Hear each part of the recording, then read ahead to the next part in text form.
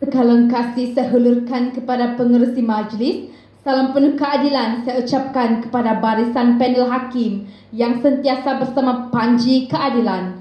Salam penuh penghargaan kepada penjaga masa yang sentiasa peka bersama detik-detiknya. Dan salam penuh ukhuwah buat warga Dewan yang jauh di mata namun dekat di hati. Salam sejahtera dan salam Malaysia Madani.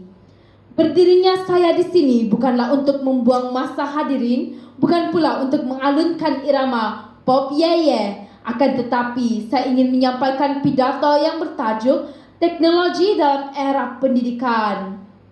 Sebelum gelanggang dibuka, dengar dahulu paluan rebana. Sebelum kata meningkah bicara, dengarkan dahulu kupasan tajuknya.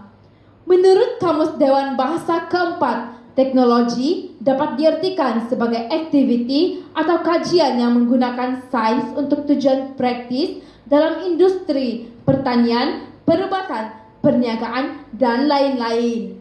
Manakala menurut Profesor Dr. Siddiq Baba dalam bukunya yang berjudul Pendidikan Rabani, pendidikan ialah proses memberikan asas asuh, pupuk, dan bentuk.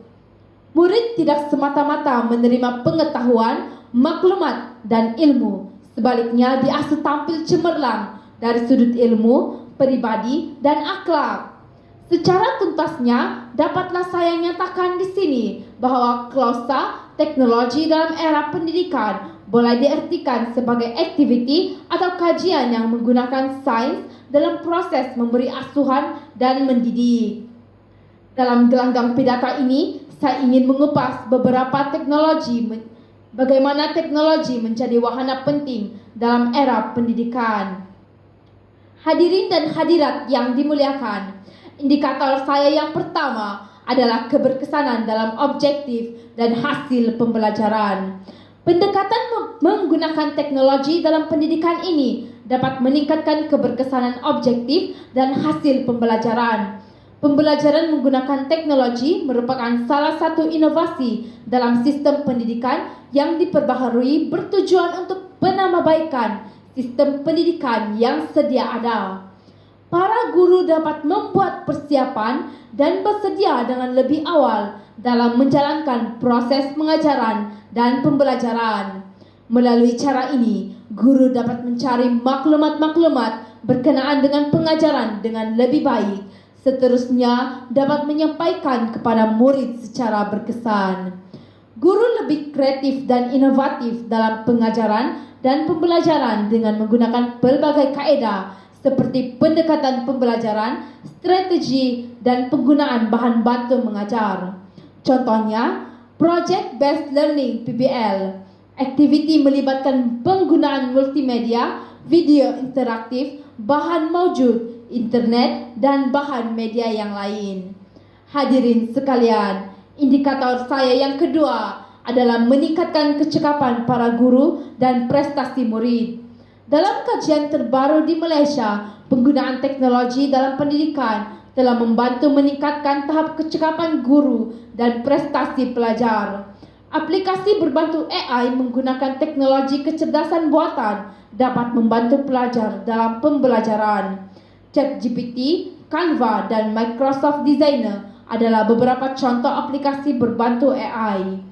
ChatGPT adalah platform yang membantu pelajar mencari jawapan bagi soalan yang mereka tanyakan, manakala Canva dan Microsoft Designer pula peristian yang dapat membantu pelajar membuat bahan visual seperti poster dan carta.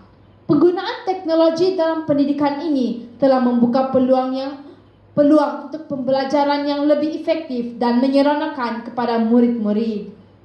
Tuan-tuan dan puan-puan yang dihormati sekalian, indikator saya yang ketiga adalah memberi peluang pembelajaran yang sama kepada semua pelajar yang pelbagai keupayaan. Di dalam sesebuah kelas, tidak semua pelajar mempunyai kebolehan yang sama dalam menerima sesuatu yang diajar dengan lebih jelas, kerana proses pengajaran dan pembelajaran akan lebih menarik serta berkesan hasil daripada penggunaan alatan teknologi tersebut. Indikator saya yang keempat adalah mewujudkan hubungan sosial yang baik antara pendidik dan pelajar. Penggunaan teknologi media ini juga merupakan salah satu usaha memudahkan para pendidik untuk membantu meningkatkan kefahaman pelajar terhadap pelajaran yang disampaikan, walaupun tanpa perlu bersemuka. Contoh yang paling ketara adalah semasa pandemik COVID-19 yang melanda di seluruh Malaysia. Teknologi digunakan semaksimum mungkin untuk meneruskan proses pengajaran dan pembelajaran secara dalam talian bagi menggantikan proses pengajaran dan pembelajaran bersemuka seperti penggunaan aplikasi Google Classroom, Google Meet, Telegram, dan sebagainya. Kesimpulannya, jelaslah menunjukkan penggunaan teknologi amat penting untuk melahirkan model insan yang berpengetahuan tinggi kerana dapat memberi manfaat dan kebaikan terutama dalam pendidikan. Dalam konteks pendidikan, penggunaan teknologi amat perlu dilakukan untuk menambah baik pendekatan yang dilakukan dalam sistem pendidikan agar proses pengajaran dan pembelajaran dapat berjalan dengan lancar dan efisien. Hadirin dan hadirat sekalian, setelah frasa demi frasa tajuk pidato saya ini dikupas, maka dapatlah saya rumuskan bahawa teknologi mempunyai kepentingan yang tersendiri dalam bidang pendidikan. Joseph Crouch dahulu pernah berkata, teknologi memungkinkan populasi yang besar. Populasi yang besar sekarang membuat teknologi menjadi sangat diperlukan. Sebelum saya mengundur diri, saya menyusun 10 jari memohon maaf sekiranya ada terkasar bahasa, tersalah kata, tersilap sebut atau tercanggah gerak tangan, mulut, kepala dan mata. Sekian dan terima kasih.